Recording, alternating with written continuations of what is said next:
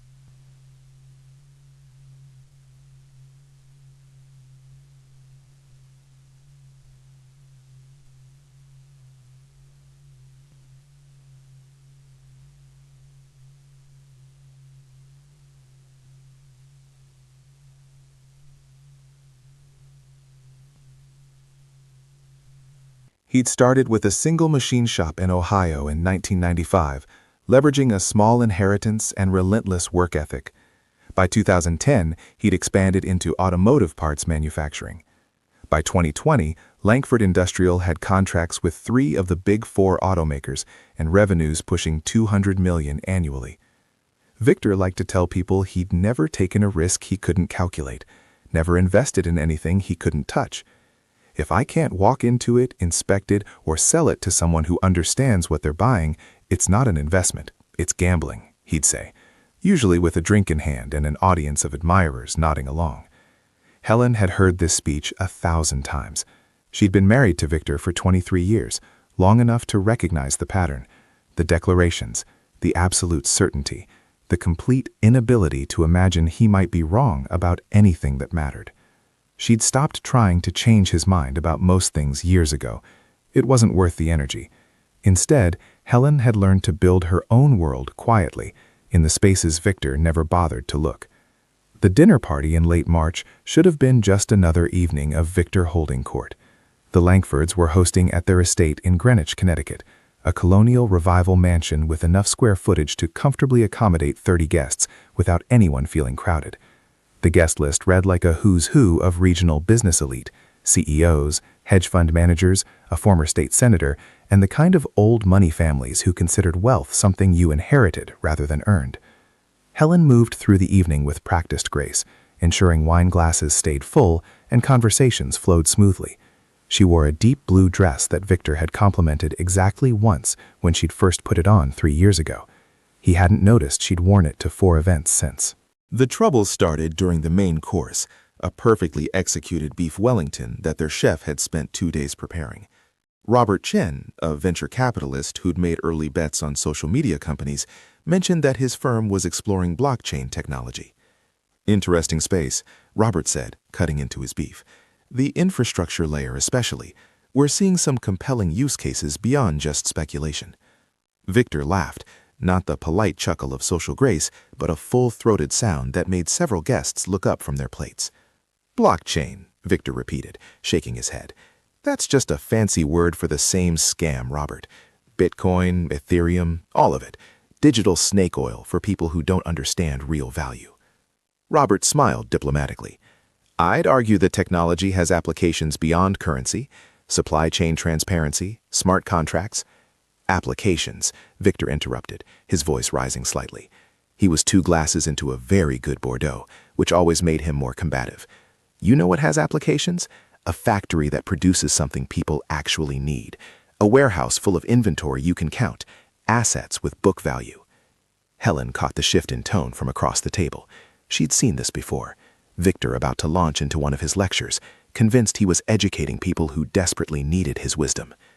Bitcoin will go to 0, Victor declared, loud enough that conversations at the other end of the table stopped. It's just a matter of time. No intrinsic value, no backing, no real use case.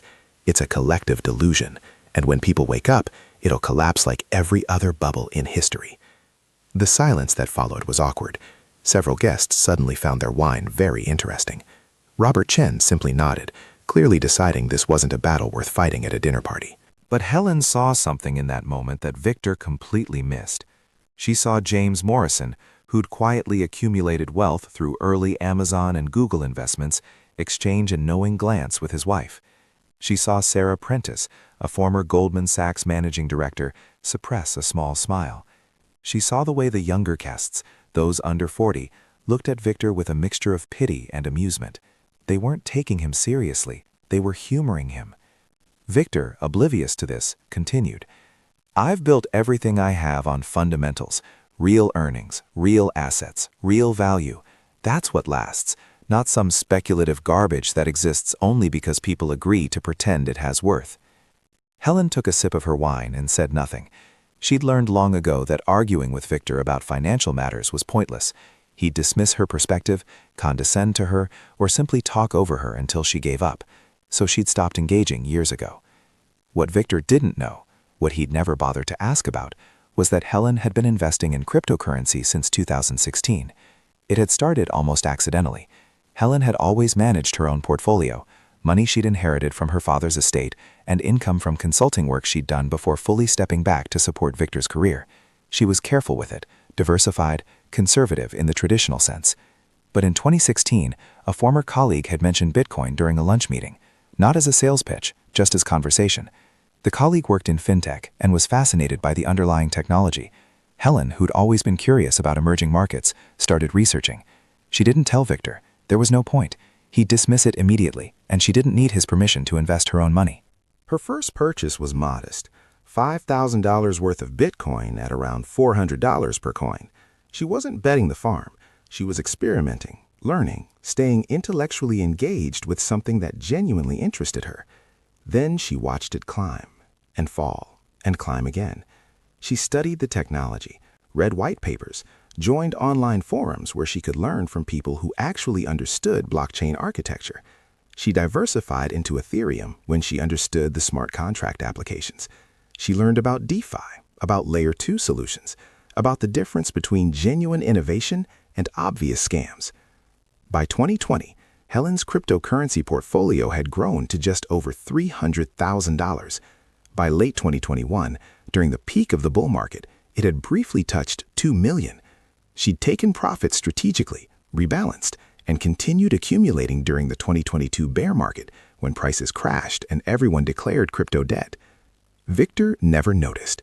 He never asked about her investment accounts, never questioned where she spent her time online, never showed even passing curiosity about her financial life. To him, Helen was a supporting character in his story, elegant, competent, but fundamentally orbiting around his gravitational pull. The irony was almost painful. While Victor lectured rooms full of people about real value and fundamental analysis, Helen was quietly building a portfolio that would soon dwarf anything he'd accumulated. But she didn't do it to prove him wrong. She didn't do it for revenge or vindication. She did it because it was interesting, because she believed in the technology, and because she'd learned to build her own life in the spaces Victor never bothered to examine. The months after the dinner party rolled forward with deceptive normalcy. Victor went to his office every day, confident in his empire. Helen managed the household, attended charity events, and continued her quiet accumulation strategy. But beneath the surface, Langford Industrial Solutions was fracturing. The problems had been building for years, masked by creative accounting and Victor's refusal to acknowledge changing market realities. The automotive industry was shifting toward electric vehicles, which required completely different supply chains and manufacturing processes. Langford Industrial's core products, precision parts for traditional combustion engines, were becoming less relevant with each passing quarter. Victor's response to this existential threat was to double down on what he knew. He'd secured a massive loan to expand production capacity for traditional parts, convinced that the EV trend was overhyped and that combustion engines would remain dominant for decades. He was wrong. By September, 2 of Langford Industrial's major contracts had been cut in half as automotive industries redirected resources toward electric platforms. Revenue projections collapsed. The debt Victor had taken on, reasonable when contracts were solid, suddenly looked catastrophic. The board of directors began having conversations without Victor in the room. The CFO, a loyal soldier named Marcus Chen, who'd been with the company for 15 years, finally had to deliver the news Victor didn't want to hear. "We need to explore strategic alternatives," Marcus said carefully, sitting across from Victor in the corner office that overlooked the main production floor. "The debt service is going to crush us by Q2 next year if we don't restructure." Victor's face went red. "Strategic alternatives? Say what you mean, Marcus." "We need to consider selling, or at minimum, bringing in a majority investor who can inject capital and help us pivot." Pivot, Victor spat the word. You sound like some Silicon Valley moron. We don't pivot, we execute our business plan. The business plan isn't working, Victor. The market has changed.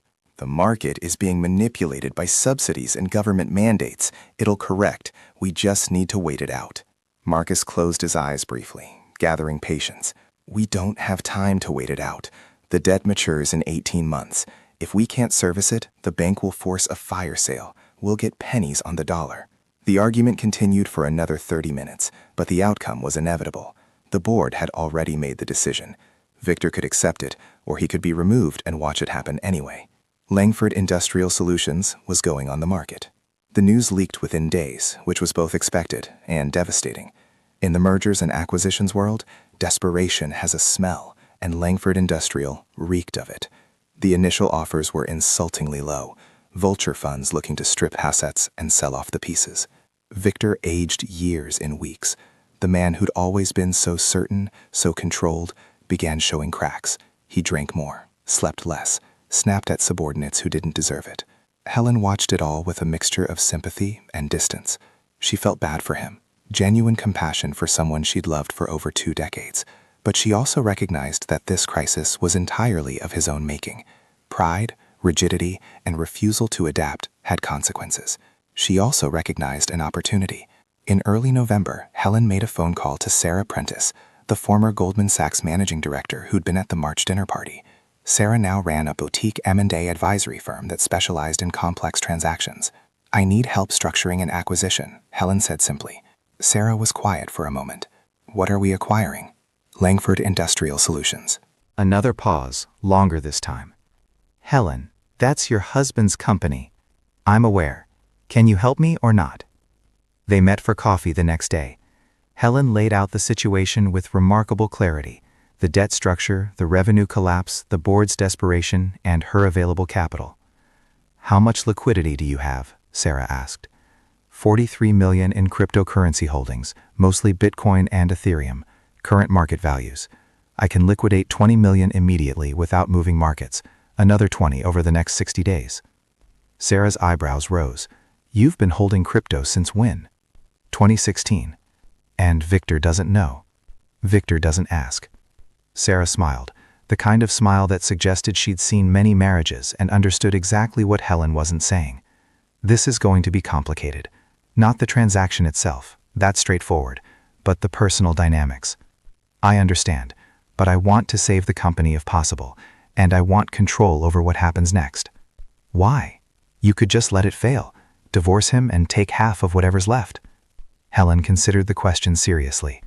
Because 500 people work for that company, because it's salvageable if someone makes smart decisions, and because, she paused, choosing words carefully, because I'm tired of watching him destroy things through arrogance.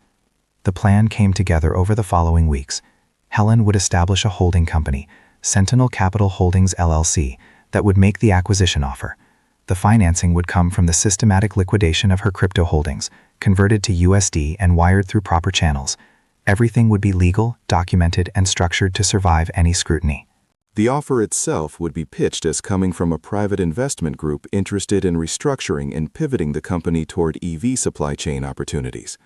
The board would see it as a lifeline, not the best price, but serious money from a committed buyer willing to invest in the turnaround. Victor would never see it coming. On a cold morning in mid-December, the Langford Industrial Board of Directors received a formal acquisition offer. $38 million for 75% equity, plus commitments for an additional $20 million in capital investment over 2 years to fund restructuring. It wasn't a great offer by historical standards, but given the circumstances, it was far better than the alternatives. The vulture funds had been offering to buy distressed debt at discount and then liquidate. This was a genuine path forward. Marcus Chen presented it to Victor in the same corner office where they'd argued 3 months earlier. "Who are they?" Victor demanded, scanning the offer document.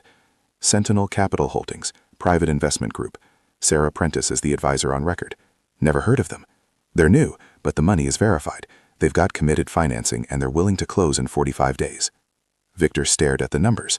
His company, the empire he'd built, being sold for a fraction of what he'd always believed it was worth. But he wasn't stupid. He knew the situation was dire. "What choice do I have?" he asked quietly. "None," Marcus said, not unkindly. "This is the best offer we're going to get. Maybe the only offer." The board voted unanimously to accept.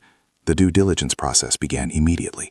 Auditors crawling through financials, lawyers reviewing contracts, consultants assessing operational efficiency. Helen managed it all from a distance, working through Sarah and a team of professionals. She never attended meetings in person, never appeared on video calls. To everyone at Langford Industrial, she remained just Victor's wife, uninvolved and uninterested in business matters. Victor suspected nothing. He was too consumed by grief over losing his company, too busy trying to negotiate terms that would preserve some dignity, too focused on his own narrative of being a victim of market forces beyond his control.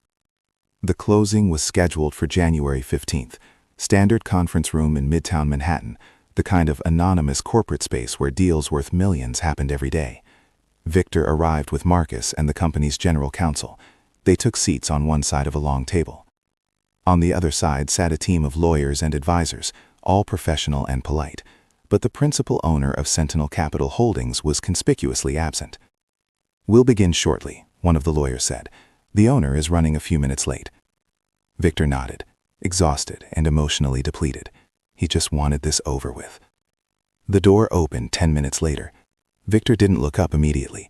He was reviewing a clause in the document one final time, making sure he understood exactly what he was signing away.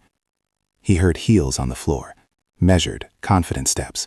Something about the rhythm was familiar, but he couldn't place it. Then she sat down across from him. Victor's brain refused to process it for several seconds. Helen. His wife, Helen. Wearing a suit he'd never seen before, carrying a leather portfolio, looking at him with an expression of calm professionalism that seemed completely alien on her face. What are you doing here?" he managed. "I'm here to finalize the acquisition," Helen said evenly. I don't understand." Sarah Prentice, sitting next to Helen, spoke up.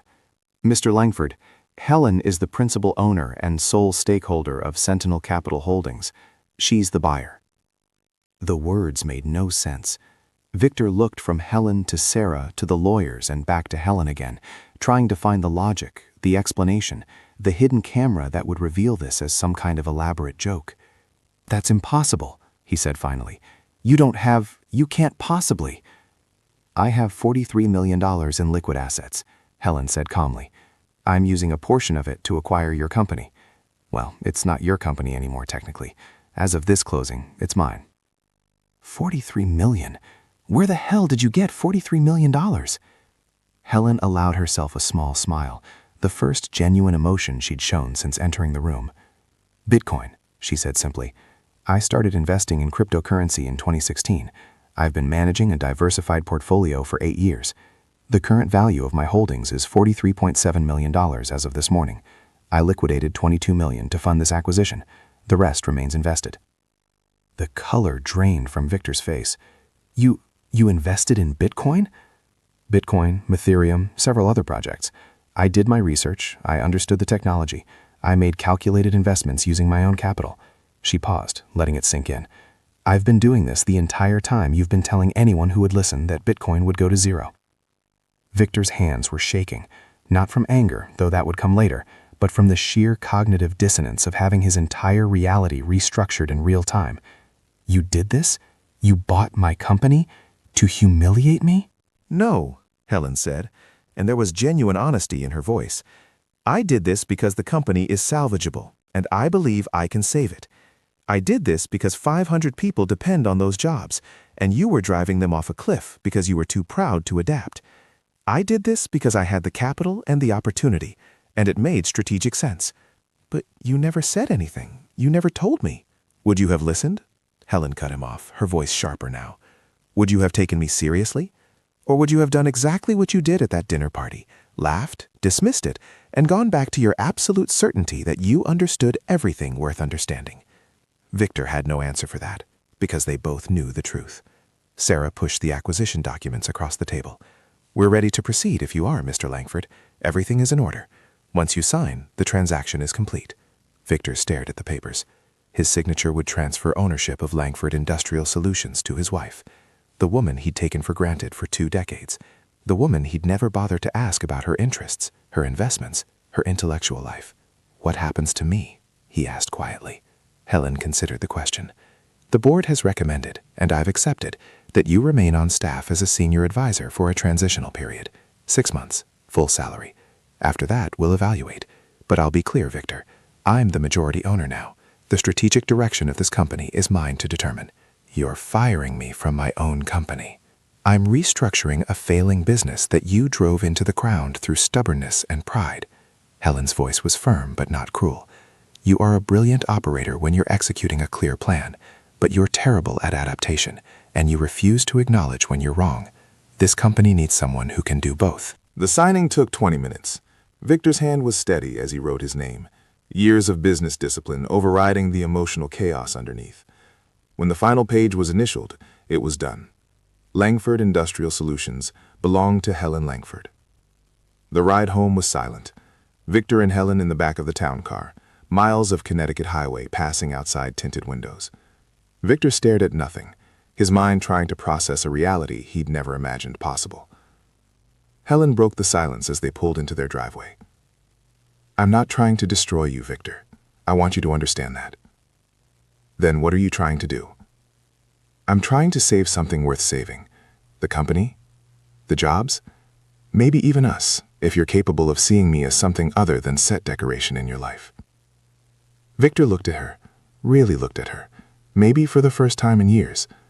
He saw intelligence he'd always known was there but never respected, strength he'd dismissed as quiet compliance, a whole person he'd reduced to a supporting role. "Bitcoin didn't go to zero," he said quietly. "No, it didn't. And You understood it. Before almost anyone. I understood enough to take a calculated risk. And I continued to learn. To adapt. To adjust my thesis as new information emerged. That's all investing is, Victor. That's all business is. Evolution or extinction. They sat in the car for another minute, the engine off, the house looming dark before them. I don't know how to do this, Victor admitted. I don't know how to be less than I was. You're not less than anything, Helen said. You just have to decide if you're capable of growth. Real growth, not just accumulation. She opened her door and stepped out into the cold January night.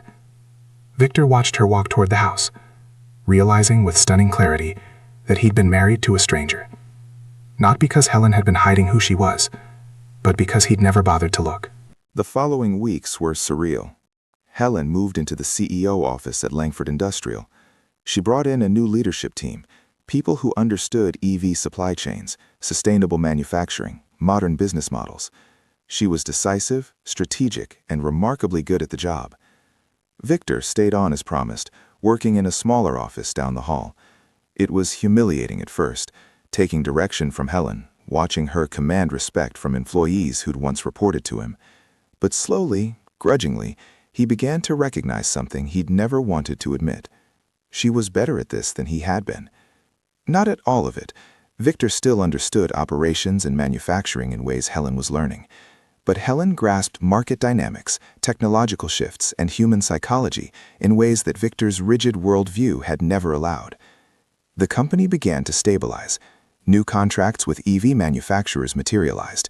The workforce, initially terrified of new ownership, began to believe in the turnaround. Helen's capital investments, funded by continued crypto liquidations as markets recovered, modernized equipment and retrained workers. By spring, Langford Industrial was profitable again. Victor and Helen remained married, though the dynamic had shifted irreversibly. They were partners now, in a way they'd never been before.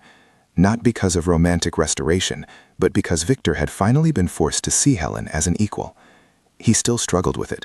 There were days when the old arrogance would surface, when he'd start to speak over her or dismiss her judgment. But then he'd catch himself, remembering the boardroom, the acquisition documents, the moment his entire worldview had collapsed. One evening in late April, they sat on the back terrace of their Greenwich estate, watching the sunset over the Sound. Helen was reviewing quarterly reports on her tablet. Victor was nursing a scotch, quieter than he used to be. "Do you regret it?" he asked suddenly. Regret what? Buying the company. Revealing everything. You could have just divorced me, taken half, and walked away clean. Helen looked up from her tablet, considering the question seriously. No, I don't regret it. The company was worth saving. And honestly, I think we were worth saving too. The real version of us, not the performance we've been doing for 20 years. I was such an arrogant asshole. Yes, Helen agreed simply. You were. I still am, probably, just less openly. That's growth, Victor. Incremental is fine. They sat in comfortable silence for a while. Then Victor asked the question that had been bothering him for months. At that dinner party, when I said Bitcoin would go to zero, you must have wanted to throw your wine in my face. Helen laughed, genuine and warm. Actually, I felt sorry for you. You were so certain, so completely convinced of your own superior understanding. And I knew you were wrong, but I also knew there was no way to tell you that wouldn't end in a fight. So you just built an empire quietly while I ranted. I built a portfolio. The empire was always there at Langford Industrial. It just needed someone willing to adapt it instead of defending it to death.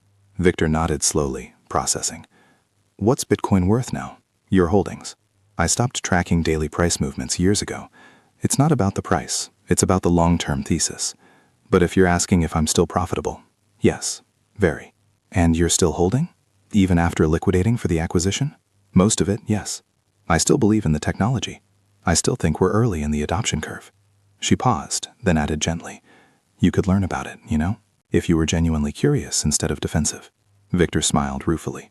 Maybe, but I think I've learned the more important lesson, which is that being certain and being right are completely different things, and that the smartest thing I ever did was marry someone smarter than me, even if it took me 23 years to notice. Helen reached over and squeezed his hand. That's surprisingly self-aware, Victor. Well, humiliation is an excellent teacher. They watched the sun sink below the horizon. Two people who'd been strangers in the same house for decades, finally beginning to actually know each other. The story of Victor Langford's fall and Helen Langford's rise became a quiet legend in certain business circles. Not widely publicized, Helen had no interest in media attention, but whispered about in boardrooms and executive dining rooms. It became a cautionary tale about the dangers of certainty in uncertain times, about the cost of dismissing what you don't understand, about the consequences of taking people for granted. But it was also a story about adaptation, about quiet competence, about the value of intellectual humility. Victor never fully recovered his old swagger, and honestly, that was probably for the best. He became a more thoughtful person, more willing to listen, more open to possibilities he'd once dismissed. Helen, meanwhile, thrived. She grew the company, diversified into new markets, and became respected in her own right as a manufacturing executive who understood both traditional operations and emerging technologies. And somewhere in the background, her Bitcoin holdings continued to exist, a reminder of the greatest investment she'd ever made, not in cryptocurrency, but in herself, in her own judgment, in her willingness to learn and adapt while the world around her insisted on staying still. Years later, when people would ask Helen for investment advice, she'd give a simple answer. Invest in what you understand, but never stop trying to understand new things. The biggest losses don't come from bad bets. They come from refusing to see that the world has changed. It was a lesson Victor Langford had learned the hard way, and it was a lesson that cost him everything he thought mattered, only to discover that what actually mattered had been sitting across from him at dinner for 23 years, saying nothing, building everything. So here's my question for you. What are you dismissing right now because it doesn't fit your worldview? What opportunity is passing you by because you're too certain you already understand everything worth knowing? Drop your thoughts in the comments below. I read every single one of them. And if this story made you think differently about certainty, about adaptation, about the cost of arrogance, do me a favor and hit that subscribe button for Money Stories That Matter. We dive deep into the real human stories behind financial decisions every single week. The choices that change lives, the mistakes that teach lessons, the quiet victories that nobody sees coming. Because here's the truth that Victor learned too late. The market doesn't care about your certainty. Technology doesn't wait for your approval. And the people closest to you aren't always who you think they are. Sometimes they're smarter, stronger, and more capable than you ever bothered to notice. Thanks for watching Money Stories That Matter. See you in the next one.